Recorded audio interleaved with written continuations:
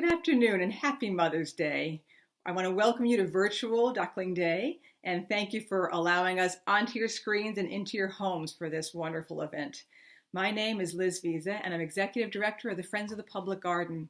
We work in partnership with the City of Boston to care for the 3 parks in downtown Boston, the Boston Common, Public Garden, and Commonwealth Avenue Mall.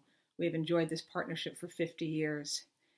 In my lifetime, I have never seen the parks be more important than they are today. They're a place that we can be alone together. We can go and be renewed by the beauty of nature in the springtime environment that we have these days. We can be socially distant and yet be enjoying a place that is free and available to each and every one of us.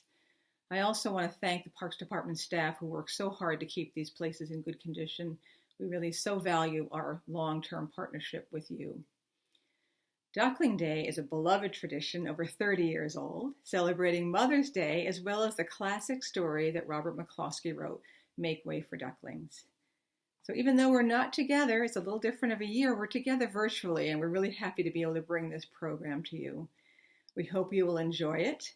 It includes a special welcome from Mayor Marty Walsh, a video of Duckling Days past, and maybe you'll see yourselves in some of those images, and a reading of that wonderful book by Rhondella Richardson.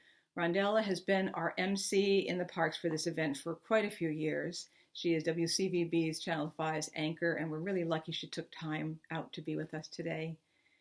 I hope that you will get dressed up and you will take some pictures of your costumes. I have gotten dressed up, and you will send them to us. We will be happy to post them. Send them #Virtual Duckling Day.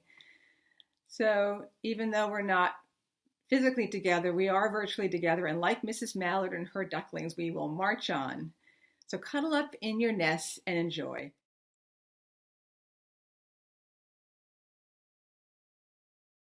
Happy Mother's Day and Happy Duckling Day. A big thank you to all the little ducklings joining us today. I'm glad we can still come together today to celebrate our wonderful parks and also our great moms. I want to thank the Friends of the Public Gardens for continuing to make Duckling Day a special event in our city, even during this difficult time of physical distancing. They are dedicated stewards of some of our city's most beautiful public spaces, the Public Garden, Boston Common, and the Commonwealth Ave Mall. They've been a partner for the City of Boston for a long time, and we're proud to recognize this relationship earlier this year on the 50th anniversary. Year after year, they put their hearts and souls into making our parks the best they can be for everyone to enjoy. I look forward to a warmer and better days when we can all gather in our parks again.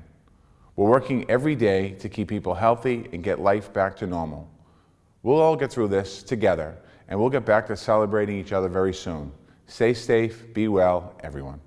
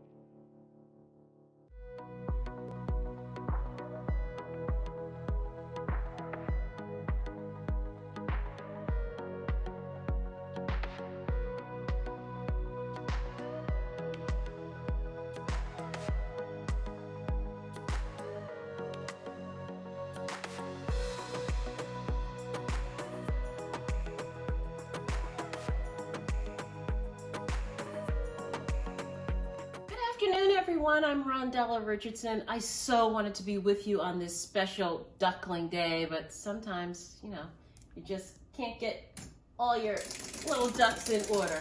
But that doesn't mean we can't still share our favorite story. Make Way for Ducklings by Robert McCloskey. This book has been in the family for years.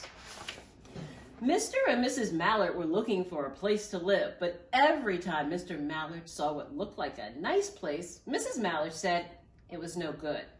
There were sure to be foxes in the woods or turtles in the water, and she was not going to raise a family where there might be foxes or turtles. So they flew on and on.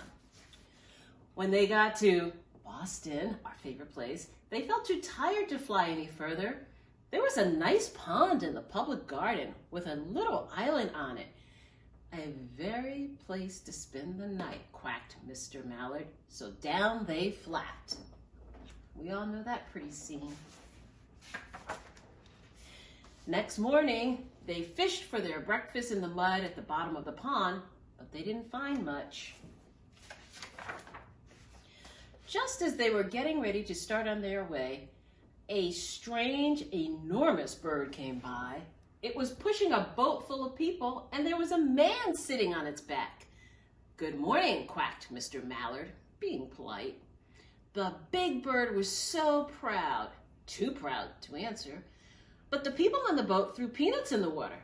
So the Mallards followed them all around the pond and got another breakfast better than the first. Love our songboats. "I like this place," said Mrs. Mallard as they climbed out on the bank and waddled along. "Why don't we build a nest and raise our ducklings right in this pond?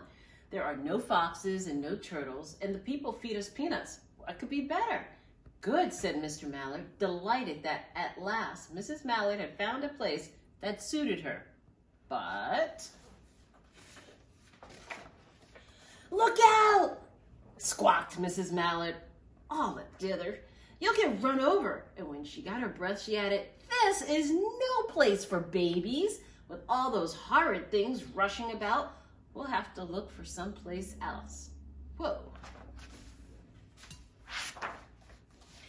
So they flew over Beacon Hill and round the State House, but there was no place there. They looked in Louisburg Square, but there was no water to swim in. Then they flew over the Charles River. "This is better," quacked Mr. Mallard. "That island looks like a nice, quiet place, and it's only a little bit away from the public garden." "Yes," said Mrs. Mallard, remembering the peanuts. "That looks like just the right place to hatch the ducklings." So they chose a cozy spot among the bushes near the water and settled down to build their nest. And only just in time, for now they were beginning to molt. All their old wings and feathers started to drop, and they would not be able to fly again until the new ones grew in. But of course, they could swim. And one day they swam over to the park on the riverbank, and there they met a policeman called Michael. Michael fed them peanuts. And after that, the Mallards called on Michael every day. Officer Michael! After Mrs. Mallard had laid 8 eggs in the nest, she couldn't go to visit Michael anymore because she had to sit on the eggs to keep them warm. She moved off the nest only to get a drink of water or to have her lunch or to count the eggs and make sure they were all there. One day the ducklings hatched out. First came Jack, then Cack, and Lack, then Mack, Knack, Owack, and Pack, and Quack. Mr. and Mrs. Mallard were bursting with pride. It was a great responsibility taking care of so many ducklings, and it kept them very busy. One day, Mr. Mallard decided he'd like to take a trip to see what the rest of the river was like further on. So off he set. "I'll meet you in a week in the public garden," he quacked over his shoulder. "Take good care of the ducklings." "Don't you worry," said Mrs. Mallard. I know all about bringing up children, and she did. She taught them how to swim and dive. Look at the happy family. She taught them to walk in a line, to come when they were called, and to keep safe distances from bikes and scooters and other things with wheels. When at last she felt perfectly satisfied with them, she said one morning, "Come along, children, follow me." Before you could wink an eyelash, jack, cack, lack, mack, knack, quack, pack, a whack, they all fell into line just as they had been taught. Mrs. Mallard led the way into the water, and they swam behind her to the opposite bank. One happy family. There they waded ashore and waddled until they came to the highway.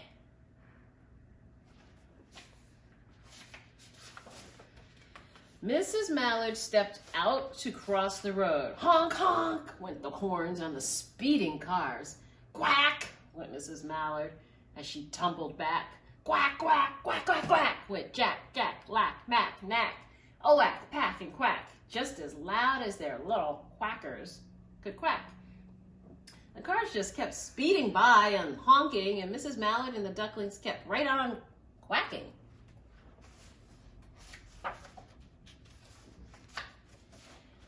They made such a noise that Michael came running with his arms out, blowing his whistle.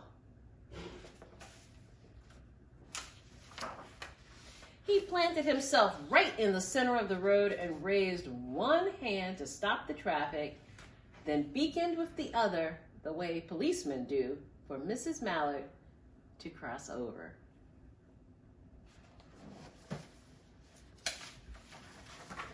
As soon as Mrs. Mallard and the ducklings were safe on the other side and on their way down Mount Vernon Street, Michael rushed back to his police booth. He called Clancy at headquarters and said, quote, "There's a family of ducks walking down the street," Clancy said. "Family of what?" "Ducks," yelled Michael. "Send a police car, quick."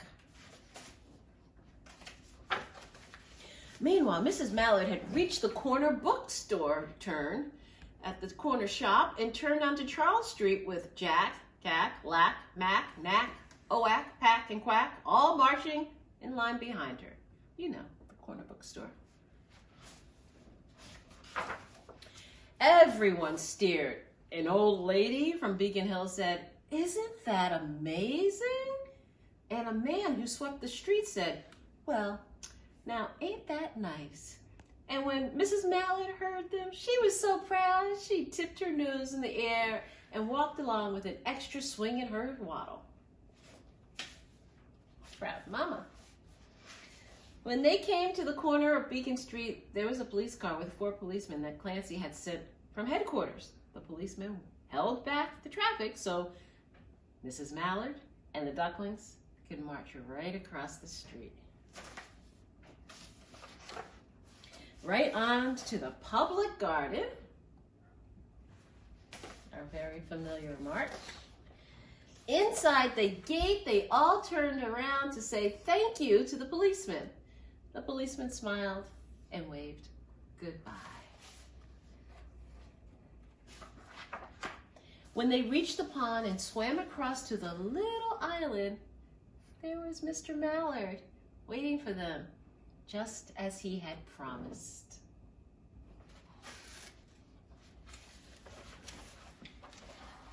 The ducklings liked the new island so much that they decided to live there. All day long, they follow the swan boats and they eat peanuts. And they lived as one happy, safe family. And when night falls, they swim to their little island and they go to sleep. And I hope you enjoyed our story. I hope you're all safe with your family. And mamas love their little ducklings. Happy Mother's Day to all you moms out there.